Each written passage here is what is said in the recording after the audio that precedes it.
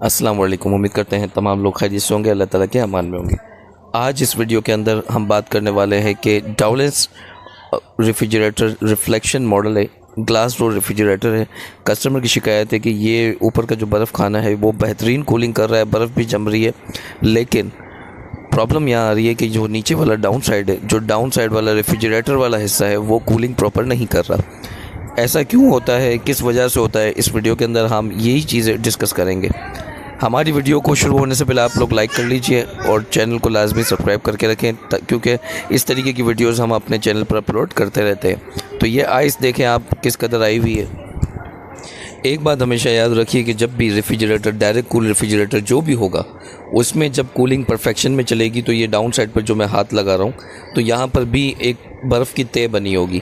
اب یہاں پر کیا ہو رہا ہے کہ تھوڑے حصے میں تہ بنی اور باقی کے حصے میں نمی آ رہی ہے۔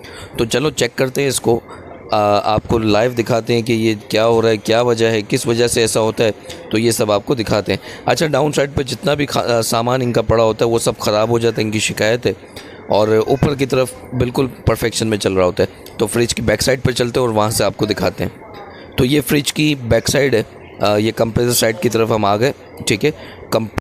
پہلے دیکھتے ہیں کہ کمپریسر کیا ہے، کس کیپیسٹی کا ہے۔ 1.4 کا کیپیسٹر کمپریسر لگا ہوا ہے، اس کے اوپر 220 وولٹ 240 وولٹ کے آس پاس وولٹیج یہ لیتا ہے، پلس R600 گیس ہے۔ نیکسٹ اس میں دیکھیں کمپریسر کے اندر سے جو مین پائپ نکل کے جا رہا ہے، یہ والا، یہ ڈسچارج کا پائپ ہے۔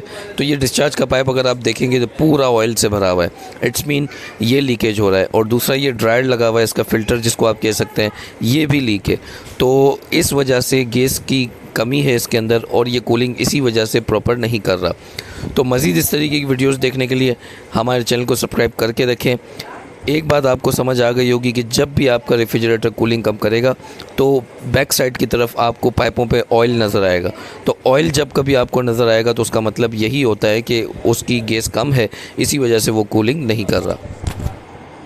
ویڈیو کے اینڈ میں آپ سے ایک چھوٹی سی ریکویسٹ ہے، ویڈیو پہ کمنٹ کر کے بتائیں ویڈیو آپ کو کیسی لگی، لائک کریں اور ویڈیو کو لازمی اپنے فرینڈ سرکل پر لازمی شیئر کریں۔